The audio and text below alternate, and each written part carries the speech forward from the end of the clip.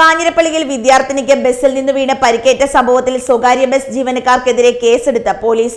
കാഞ്ഞിരപ്പള്ളി പോലീസാണ് ഡ്രൈവർക്കും കണ്ടക്ടർക്കുമെതിരെ കേസെടുത്തത്. മോട്ടോർ വാഹന വകുപ്പും സംഭവത്തിൽ നടപടി ആരംഭിച്ചിട്ടുണ്ട്.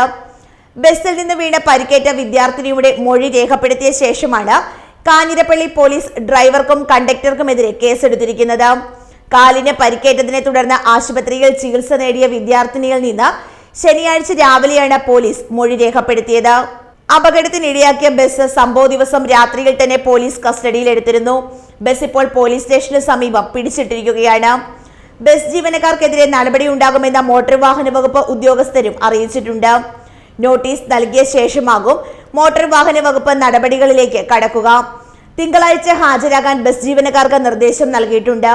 ലൈസൻസ് സസ്പെൻഡ് ചെയ്യുന്നതടക്കമുള്ള നടപടികൾ ഉണ്ടാകുമെന്ന സൂചനയാണ് ഉദ്യോഗസ്ഥർ നൽകുന്നത്. വെള്ളിയാഴ്ച വൈകുന്നേരമാണ് സ്റ്റോപ്പിൽ ഇറങ്ങുന്നതിനിടെ മുൻപോട്ടെടുത്ത ബസ്സിൽ നിന്നും കാഞ്ഞിരപ്പള്ളി ആനിത്തോട്ടത്ത് വെച്ച് വിദ്യാർത്ഥിനി റോഡിലേക്ക് തെറിച്ചു വീഴുന്നത്. കാഞ്ഞിരപ്പള്ളി സെന്റ് ഡൊമിനിക് സ്കൂളിലെ 7ാം ക്ലാസ് വിദ്യാർത്ഥിനിയാണ് ക്ലാസ് കഴിഞ്ഞ് പോകും വഴി അപകടത്തിൽപ്പെട്ടത്.